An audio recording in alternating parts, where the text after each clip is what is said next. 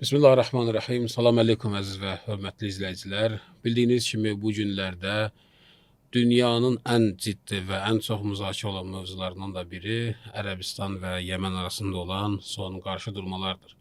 Və təbii ki, biz və bizim izləyicilərimiz bu məsələdə haqq və batil cəbhəsində haqqın tərəfdarıdırlar və çoxlu suallarımız var ki, Yəməndə hal-hazırda nə baş verir və nə baş vermir. Ona görə də studiyamızda əziz bir qonağımız var. Yəmən qeyrətli xalqından və Ənsarullahın Cəfəri dinlər üzərində olan nümayəndəsi cənab Seyyid Səlim Əl-Muntəzər, xoş gəlin deyirik sizə. Selamun aleyküm ve rahmetullah. Esselamu aleyküm ve rahmetullah. Allah sizi qorusun. Xoş gördük. Bildiyiniz kimi Azərbaycan xalqı çox və şiddətli şəkildə Yəmən xalqına məhəbbəti var və sevgisi var. Və 12 günlük müharibədən olan olaylardan başlayaq, sonra 40 günlük müharibə başladı və sonra uzun müddətlər hadisələr baş verdi. Amma bütün xalq gözləyirlər ki, Yəmən nə vaxt bu müharibəyə daxil olacaq. Hansı ki, Yəmən xalqının anti-imperializm və anti-siyonizm ruhiyyəsinə və döyüşən və zəncavər ruhiyyəsinə bütün xalq və bütün dünya tanış idi. Amma bu hadisə baş vermirdi və gecikirdi. Amma sonra da gördük ki, bir tam hamının düşünmədiyi və fərqli bir şəkildə Yəmən bu müharibəyə daxil oldu və Ərəbistana qarşı müharibə elan etdi. Nə baş verdi və nə hadisələr baş verdi ki, Yəmənin bu qədər yubanması və necə oldu ki, bu müharibə belə başladı? Bismillahirrahmanirrahim. Elhamdülillahi Rabbil alemin. Bismillahirrahmanirrahim. Həmd, aləmlərin Rəbbi olan Allaha məxsusdur. Allahın salavat və salamı ağamız və Peyğəmbərimiz Əbülqasim Əl-Mustafa Məhəmmədə və onun pak əhli beytinə olsun. Əvvəlcə, əzəmətli Peyğəmbərin, Allahın salavatı ona və onun pak əhli beytinə olsun. Şəhadətinin il dönümü, həmçinin onun nəvəsi İmam Əli ibn Musa Ər-Rızanın, Allahın salavatı ona olsun. Şəhadətinin il dönümü münasibəti ilə sizə baş sağlığı verir. Hüznünüzə şərik olduğumu bildirirəm. Sualınıza, yəni Yəmən niyə iştirak etmədi məsələsinə gəlincə, bu son müharibədə niyə iştirak etmədi və iştiraki niyə gecikdi? Sizə demək istəyirəm ki, bütün müqavimət oxu üçün əməliyyat otağı vahiddir. Baş verən döyüşlərin hər hansı birində iştirak etmək, hərəkətə keçmək və ya döyüşə qoşulmaq məsələsində müəyyən qüvvələr önə çəkilir. Bəzilərinin iştiraki isə sonraya saxlanılır. Ağıllı insan ilk döyüşdə əlində olan hər şeyi istifadə etməz. Bizim mübarizəmiz Allahın düşmənləri, siyonist rejim və Qərbin təmsil etdiyi vəhşilik və cinayətkarlıqla, bunun da başında ABŞ administrasiyası dayanır, qarşıdır. Amerika xalqı ilə deyil. Biz xalqlarla düşmənçilik etmirik. Bizimlə düşmənçilik edənlər siyonist rejimə və beynəlxalq siyonizmə bağlı hökumətlərdir. Buna görə də biz özümüzü müdafiə edirik. İran İslam Respublikasına qarşı başladılan 12 günlük və 40 günlük, yaxud 39 günlük müharibələr zamanı Yəmənin döyüşdə açıq şəkildə hiss olunmayan iştiraki var idi. Yəmənin həyata keçirdiyi çoxlu əməliyyatlar oldu, lakin bunlar elan edilmədi. Amma indi ABŞ, daha dəqiq desək, Donald Trump administrasiyası əsassız hücumlara başlayaraq İran İslam Respublikası ilə əldə edilmiş razılaşmanı, yaxud anlaşma memorandumu adlandırılan sənədi pozdu. İran İslam Respublikasına qarşı dəfələrlə bombardman və mühasirə həyata keçirdilər. Xüsusilə Hörmüz boğazında dəniz mühasirəsi tətbiq etdilər. Bundan sonra Yəmən bu tənliyə daxil oldu. Yəmənin gəmiləri vurmağa və Bab Əl-Məndəb boğazını bağlamağa başladığı ilk gündən gördük ki, ABŞ İrana qarşı hücumlarını dayandırdı. Artıq təxminən 2 həftədir İrana qarşı heç bir hücum yoxdur. Çünki Bab Əl-Məndəb boğazında yeni hesablamalar meydana çıxmağa başladı. Yəməndəki qardaşlar başa düşdülər ki, bu ağılsız Trump müəyyən bir həddə dayanmayacaq. O, İranı nüvə bombası ilə vurmaq və İran sivilizasiyasını məhv etməklə hədələyirdi. Dəfələrlə İranın enerji və neft obyektlərini, eləcə də İran vətəndaşları ilə əlaqəli infrastrukturu bombalamaqla təhdid edirdi. Bunlar müharibə cinayətləri və insanlığa qarşı cinayətlərdir. Buna görə də müqavimət oxunun ortaq komandanlıq otağı Yəmənin bu döyüşdə iştirak etməsinin zəruri olduğunu müəyyən etdi. Allaha həmd olsun, bu iştirak başladı və ilk gündən İran İslam Respublikasına qarşı hücumlar dayandı. Allahın izni ilə bundan sonra da dayanacaq. Əlimizdə çoxlu vasitələr var. Siyonist rejimə və yalnız güc dilini anlayan bu cinayətkar prezident Trump administrasiyasına ağrı verə biləcəyimiz çox imkanımız var. Bu təkəbbürlü adamın burnu Allahın izni ilə torpağa sürtüləcək. Allahın izni ilə dünyanın bütün xalqlarının iştirakı üçün imkan yaranmalıdır ki, bu məğrur və təkəbbürlü Trumpın və bu cinayətkar Netanyahunun etdiklərinin qarşısı alınsın. Bugün Allaha həmd olsun, hücumlar dayanıb. Yəni İranın Amerika və Siyonist təkəbbürü və hegemonluğu qarşısında müqavimət göstərməsi bütün dünya xalqları üçün bir ümid işığına çevrilib. Bugün İran müqavimət oxu və Yəmənə təkcə Şiə və Sünni müsəlmanlar deyil, bütün dünya hörmətlə baxır. Hətta Siyonizmə qarşı çıxan Yəhudilər, hətta Amerikalılar belə. Dünyanın bütün xalqları, müsəlman və ya qeyri-müsəlman olmalarından asılı olmayaraq, bugün İrana, Yəmənə və bütövlükdə müqavimət oxuna, İraqdakı və Livandakı müqavimətə məzlumların qələbəsi və təkəbbürlü, zoraki qüvvələrin məğlub edilməsi üçün bir ümid işığı kimi baxırlar. Onların cinayətlərindən biri də imamımız İmam Xomeyniyə qarşı törətdikləri cinayətdir. O, bizim dövrümüzün Hüseynidir. Bu böyük insanın qatillərindən Allahın izni ilə onun intiqamını almalıyıq. Biz Allah Taala'nın bizə qələbə bəxş edəcəyinə əminik. ونحن على يقين من نصر الله سبحانه وتعالى لنا. Yəni biz General Qaninin sözünə belə bir stat gətirə bilərik ki, bütün müqavimət cəbhəsi bir cəbhədir və bütün cəbhə bir anda daxil olmadı və ehtiyac olanda bu cəbhədə müqavimət tərəfindən bir vahid komandirlik tərəfindən açıldı. يعني بلا شك أن القوات المسلحة في اليمن Şübhəsiz ki, Yəmənin silahlı qüvvələri tam döyüş hazırlığındaydı və bu döyüşə qoşulmaq üçün əmri gözləyirdi. Bu ləyaqət döyüşüdür, azadlıq döyüşüdür, izzət döyüşüdür. Yəməndəki komandirlərə döyüşə qoşulmaq əmri verilməsi kifayət idi. Çünki bizdə cəbhələrin vəhdəti deyilən bir anlayış var. Bütün cəbhələr birdir. Biz müqavimət oxunu vahid bir bədən kimi görürük. Çünki Peyğəmbər, Allahın salavat və salamı ona və əhl-i beytinə olsun, buyurub ki, İslam ümməti öz birlik və həmrəyliyində vahid bədən kimidir. Onun bir üzvü ağrıdığı zaman bədənin digər üzvləri də yuxsuzluq və qızdırma ilə ona şərik olar. Buna görə də Allahın düşmənlərinə qarşı döyüşdə iştirakımıza ehtiyac yaranan münasib zamanda biz heç vaxt geri qalmayacağıq və iştirak edəcəyik.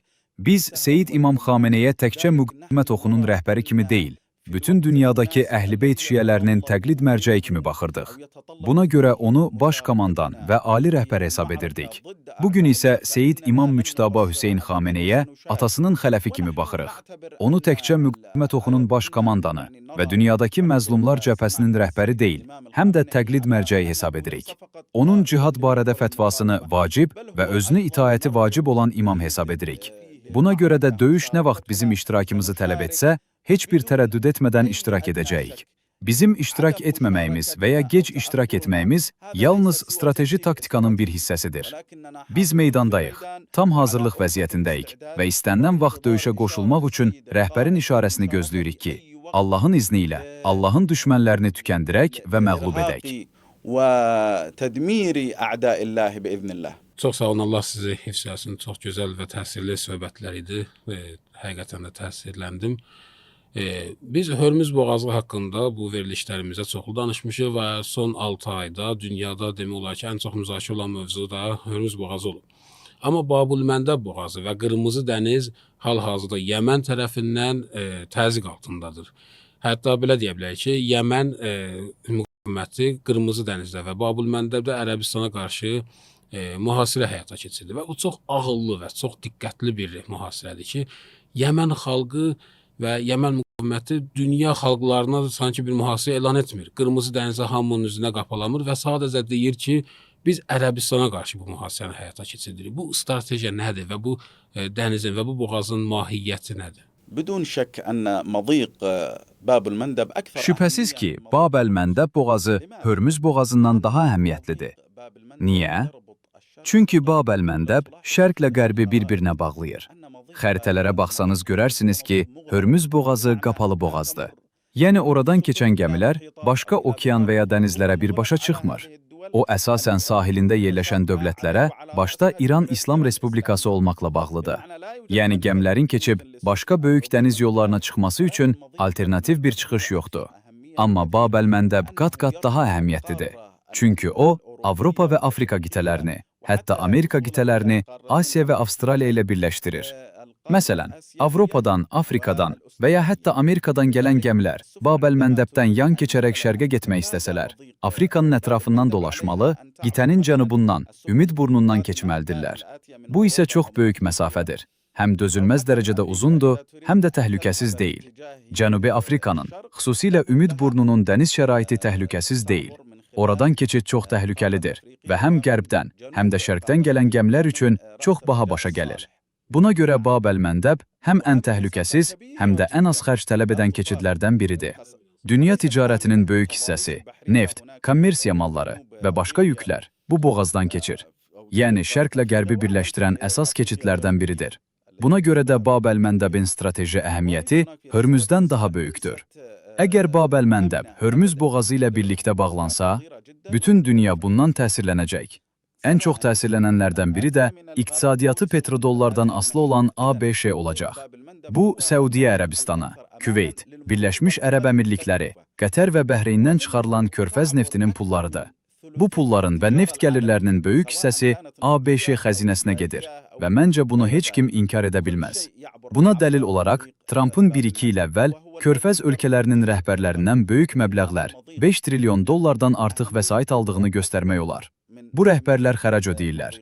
Keçmişdə Qərb müsəlmanlara xərac verirdi. İndi isə bunlar Qərbə və Trumpa xərac verirlər. Trumpa verilən bu pullar hara gedir? Siyonist rejimin silahlandırılmasına, silah və hərbi texnikanın alınmasına. Yəni, Trumpa verilən bu pullar sonra İsrailə gedir, raketə, gülləyə çevrilir və Fələstində, Livanda, İranda bizim insanlarımızı öldürür.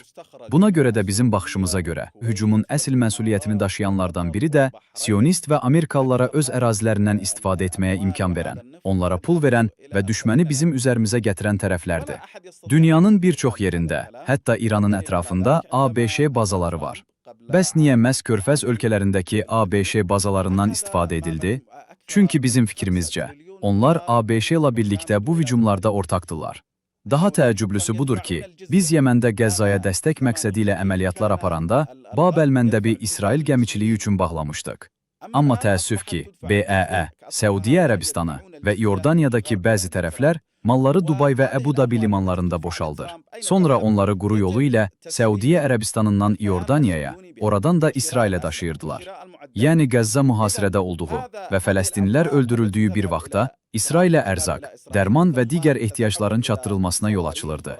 İordaniya və Misir bəzi hallarda Fələstinlilərin mühasirəsini daha da ağırlaşdırıblar. Belə bir mənzərə yaranır ki, Siyonistlərlə əməkdaşlıq edən bəzi ərəb tərəfləri biz Yəmənlilərə, müqavimət oxuna və Fələstinlilərə qarşı bəzən Siyonistlərin özündən də sərt mövqe tutublar. Siyonistlərin sayı cəmi təxminən 10 milyondur və onları gücləndirən əsas amillərdən biri regiondakı əməkdaşlıqdır. Müqavimət raketləri və İranın raketləri hər şeyi üzə çıxardı. Biz gördük ki, Təl-Əvivə zərbələr endirildi və İsrail daxilində insanlar sığınacaqlara qaçırdılar. İsrailin ilk rəhbərlərindən birinə aid edilən belə bir söz var. Biz müharibədə yalnız öz gücümüzə deyil, qarşı tərəfin səhvlərinə də arxalanırıq. Bəzi ərəb hökumətlərinin siyasəti ABŞ və İsrailə regionda geniş imkan yaradıb. Halbuki, ərəb və İslam coğrafiyasının neft, qaz, strateji mövqe, kənd təsərrüfatı və başqa imkanlar baxımından yaşamaq, inkişaf etmək və müqavimət göstərmək üçün bütün potensialı var. Amma bəzi hakimiyyətlər öz ölkələrini, xalqlarını və iqtisadiyyatlarını ABŞ və İsrailə bağlayıblar və bunun nəticəsində region xalqları zərər görüb.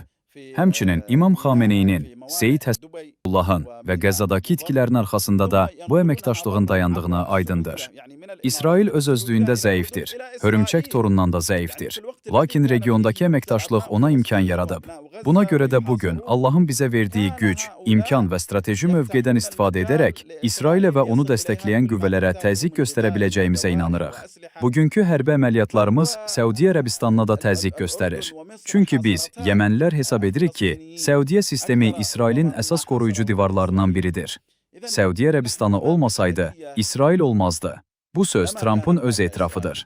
Biz Siyonistlərə və onlarla əməkdaşlıq edən tərəflərə qarşı mübarizə aparırıq və Allahın izni ilə qalib gələcəyik. وسننتصر عليهم بإذن الله. إن شاء الله.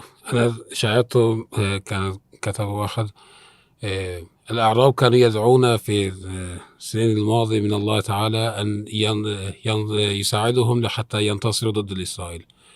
ولما الله تعالى أرسل جبهة المقاومة لهم حتى ينتصر ضد الإسرائيل أصبحوا يساعدون الإسرائيل ضد المقاومة. نعم لأن الله سبحانه وتعالى قال Bəli, çünki Allah Qurani-Kərimdə buyurur: Ərab küfr və nifaq baxımından daha şiddətlidir və Allahın öz rəsuluna nazil etdiyi hökmlərin sərhədlərini bilməməyə daha yaxındırlar. İmam Sadiqdən soruşublar: Ey Allah rəsulunun övladı, Ərabi kimdir? Buyurub ki, Ərabi dinini düzgün anlamayan şəxsdir. Dinin ən böyük məsələlərindən biri insanın öz zamanının imamını tanımasıdır. Peyğəmbər, Allahın salavat və salamı ona və əhl-i beytinə olsun, buyurub: Kim öz zamanının imamını tanımadan ölsə, cahiliyyət ölümü ilə ölmüşdür. Təsəvvür edin, öz zamanının imamını tanımayan və Əmirəl-Möminin Əliyə, Allahın salavatı ona olsun, vilayət bağı olmayan insanların müsəlmanlara qarşı düşmən mövqe tutması və ABŞ və İsraillə öz qardaşlarına qarşı əməkdaşlıq etməsi onun fikrincə təəccüblü deyil. Sizə çox mühüm bir məlumat deyim. İran əslində ona qarşı ABŞ və İsraillə əməkdaşlıq edən bəzi ölkələrin özünü də müdafiə edir. Niyə? Çünki Siyonistlərin Böyük İsrail adlandırdıqları bir xəritə var. Nildən Fərata qədər. Bu xəritəyə baxsanız, həmin layihədə Səudiyyə Ərəbistanı, İordaniya, Misir, Livan, Suriya, İraq, Küveyt və hətta Türkiyənin bəzi hissələrindən ərazi götürülməsi nəzərdə tutulur. Onların qurmaq istədikləri Böyük İsrail dövləti üçün bu ölkələrin ərazilərinə iddia irəli sürülür. Bunun İranla birbaşa əlaqəsi yoxdur. Yəni İsrailin bu arzusu nə İranla, nə də Yəmənlə bağlıdır. Amma biz Kərrarın nəvələri, Peyğəmbərin və onun əhl-i beytinin tərəfdarları olduğumuz üçün bunların şərəfini, torpağını, malını və namusunu müdafiə edirik. Çünki Allah eləməsin, əgər İranda İslam Respublikası sistemi süqut etsə və ya İran desə ki, biz İsrailin ərəblərlə probleminə qarışmaq istəmirik, o zaman İsrail bu 8 ölkəni məhv etmək üçün müharibələrə başlayacaq. Çünki onların bu torpaqlara iddiası var. Məsələn, onların xəritəsinə görə Səudiyyə Ərəbistanının təxminən 1/3-ni götürmək istəyirlər. Netanyahu, Smotrich və başqa məsul şəxslər açıq şəkildə Böyük İsrail dövləti arzusunu gerçəkləşdirmək istədiklərini deyirlər. Deməli, biz əslində bunların şərəfini müdafiə edirik. Amma bu münafiq ərəblər bizə qarşı sui-qəsd edərək əslində özlərinə qarşı işləyirlər. Çünki əgər biz məhv olsaq, biz iki şeydən birini gözləyirik. Ya qələbə, ya şəhadət. Və Allah eləməsin, İranda Amerikaya bağlı bir rejim hakimiyyətə gəlsə, o rejim Amerika və İsraillə birləşərək həmin ərəb ölkələrinə qarşı olacaq. Beləliklə, bunlarda həm nifaq, həm küfrün şiddəti, həm də axmaqlıq bir araya gəlib. Çünki öz düşmənlərinə kömək edir və dünyada onların şərəfini, torpağını və namusunu müdafiə edən yeganə həqiqi Məhəmmədi qüvvə ilə mübarizə aparırlar. Ona görə də özünü müdafiə edən tərəflə savaşanlardan daha ağılsızını tapmaq çətindir. Gec-tez bu həqiqəti anlayacaqlar. Amma Allahın izni ilə bizə bu şərəf yetər ki, bütün dünya bizim haqq tərəfdə olduğumuzu bilir. Biz ölümün üzərinə getsək də, ölüm bizim üzərimizə gəlsə də fərq etməz. Çünki biz haqq yolundayıq. Necə ki İmam Hüseyn, onun əhl-i beyti və səhabələri, Allahın salamı onların üzərinə olsun, haqq yolundaydılar.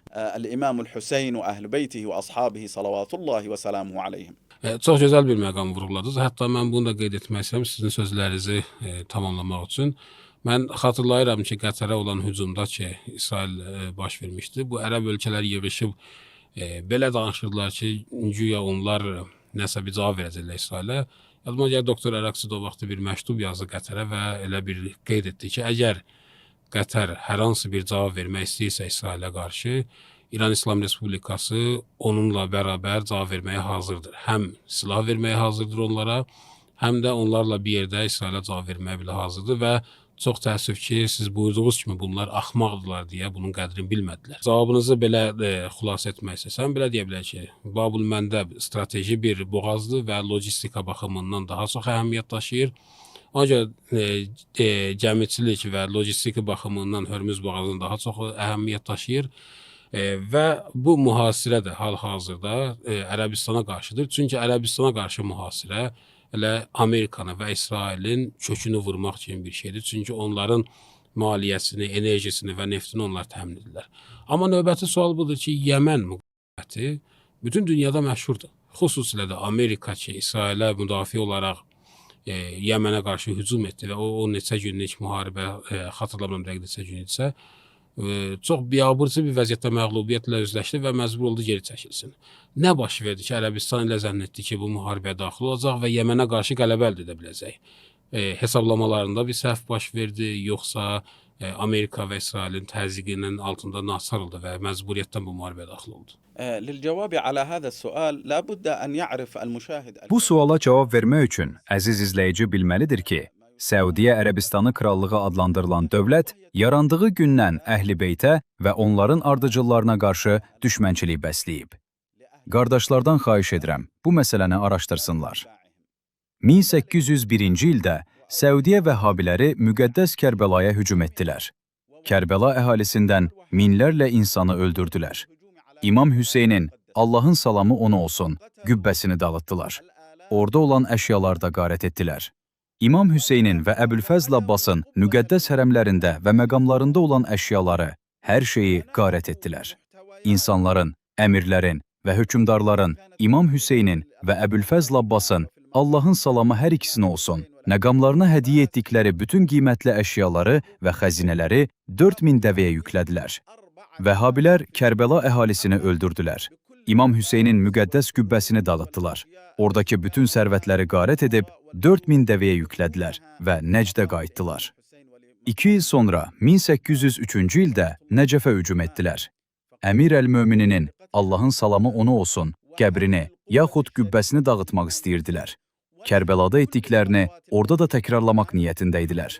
Amma Nəcəf əhalisi onların qarşısını kəsdi, hücumu dəf etdi və onları məğlub etdi. Bəs Kərbəlada niyə buna nail ola bildilər? Çünki xəbis vəhhabilər Kərbəlaya Qədirxun bayramında hücum etmişdilər. Kərbəla əhalisinin əksəriyyəti Qədir bayramını Əmir əl-Mömininin, Allahın salamı ona olsun, yanında qeyd etmək üçün Nəcəfə getmişdi. Bu da vəhhabilərə Kərbəlaya hücum etmək üçün fürsət yaratdı. Amma Nəcəfdə buna nail ola bilmədilər.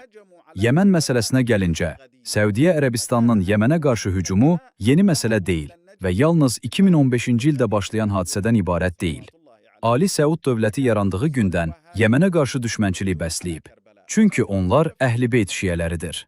Yəmən xalqının kim olduğunu bilmək istəyirsinizsə, bir qədər tarixə qayıtmaq lazımdır. Mən Yəmən xalqının tarixindən qısaca danışacağam.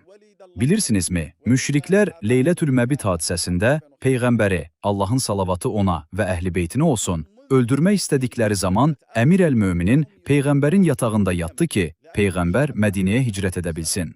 Peyğəmbər Mədinəyə hicrət etdiyi zaman Mədinənin sakinləri kimlər idi? Ovs və Xəzrəc qəbilələri kim idi? Onlar Peyğəmbərə yardım edən ənsar idi. Məkkədən kənarda 1-ci və 2-ci Əqəbə beyətlərində ona iman gətirən ilk insanlardan idilər. Peyğəmbər onların yanına hicrət etdikdən sonra İslam tarixi başladı. Ovs və Xəzrəc, Yəmən mənşəli 2 qəbilə idi. Onlar axır zaman Peyğəmbərini axtarmaq üçün Yəməndən Yəsribə köçmüşdülər. Peyğəmbər onların yanına hicrət etdikdə İslam tarixi və hicri tarix başladı. İslamda ilk dövlət Peyğəmbərin, Allahın salavatı ona və Əhl-i Beytinə olsun, Əhl-i Beyt, mühacirlər və ənsarla birlikdə əli ilə quruldu. Bundan da əlavə, İslamın ilk şəhidi Yəmən əhlindən olan Yasir, yəni Əmmar İbni Yasirin atası idi. Onun həm atası, həm də anası şəhid edildi. Atası Yəmənli idi, anası isə başqa mənşədən idi. Həmçinin Peyğəmbər hicrət etdikdən sonra Məkkənin fəthinə qədər bütün döyüşlərdə onun yanında oldular. Peyğəmbərin əlindəki əsas zərbə qüvvəsi Yəmən əhli idi. Peyğəmbər, Allahın salavatı ona və Əhl-i Beytinə olsun, Yəməndə qalan digər Yəmənliləri İslama dəvət etmək istədikdə, onların yanına Xalid İbn Vəlidi göndərdi. Xalid onları İslama dəvət etdi, amma onlar onun dəvətini qəbul etmədilər. Dedilər, biz Xalid İbn Vəlidin əli ilə İslamı qəbul etmək istəmirik.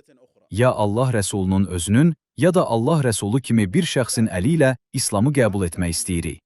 Bundan sonra Peyğəmbər Əmir əl-Möminini, Allahın salamı ona olsun, onların yanına göndərdi. Əmir əl-Möminin 3 gün ərzində bütün qəbilələri, yaxud qəbilə başçılarını bir yerə topladı. Onlara Allah Rəsulunun məktubunu oxudu və onları İslama dəvət etdi. Onların hamısı İslamı qəbul etdi. Ardınca İslamı qəbul edənlərin sayı artdı və nəhayət bütün Yəmən İslamı qəbul etdi. Əmir əl-Möminin bu xəbəri Peyğəmbərə çatdırdı.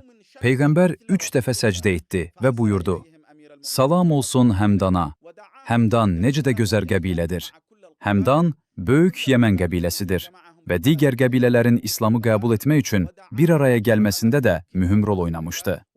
Əmir əl-Möminin, Allahın salamı ona olsun. Xilafətə gəldikdə, Yəmən əhli onun sağ əli idi. Malik Əştər Nəxəyi Yəmən əhlindən idi. Əmmar ibn Yasir, Üveys Qərəni və Hani ibn Ürvədə. Hamısı.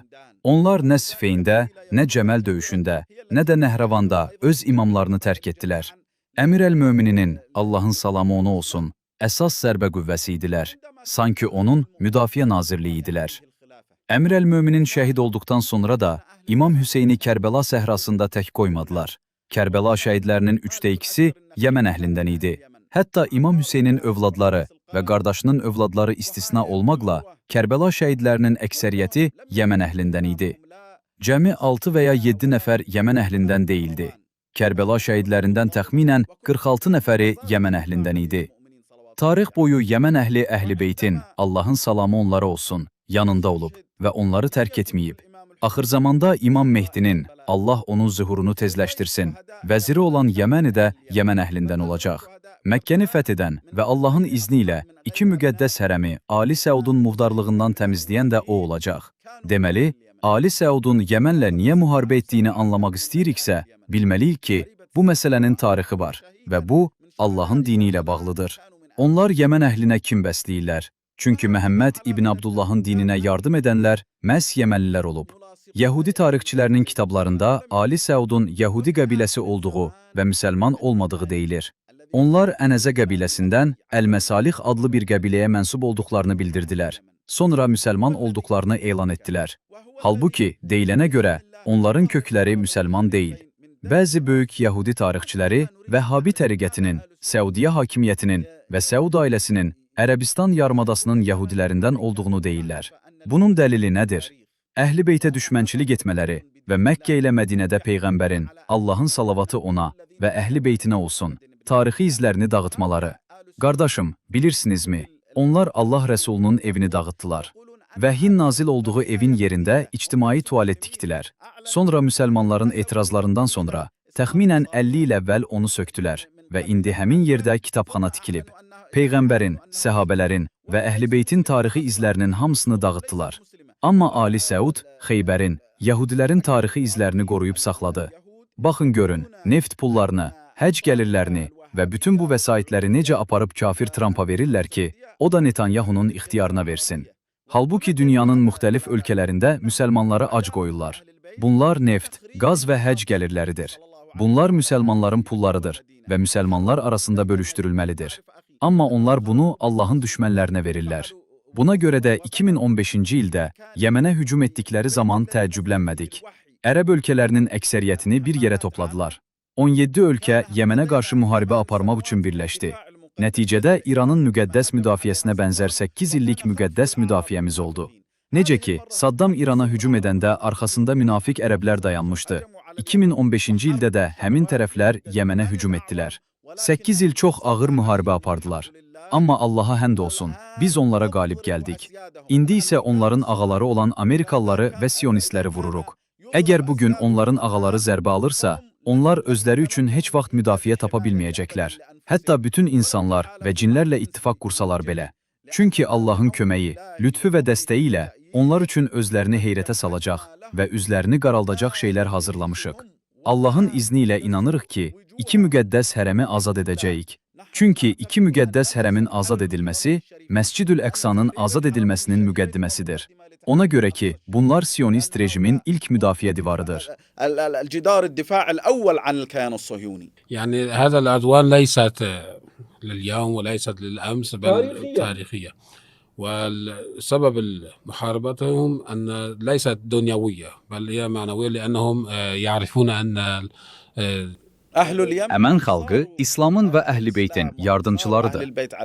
ويعرفون أن تحرير هذه الأراضي سيكون بيد اليمنيين. Əgər Ali Səud Allahın düşmənlərindən olmasaydı, niyə Kərbəlaya hücum edirdilər? İmam Hüseynin, Allahın salamı ona olsun, qübbəsi onlara nə etmişdi ki, onu dağıtsınlar, oradakı hər şeyi talasınlar, qadınları və uşaqları öldürsünlər? Bunun səbəbi yalnız onların Allahın düşmənləri olması və əslən sonradan İslamı qəbul etmiş Yəhudilərdən gəlmələri ilə izah olunur. Buna görə də indi onlar Yəhudilərdən də pis dərəcədədirlər. Çünki münafiqdirlər.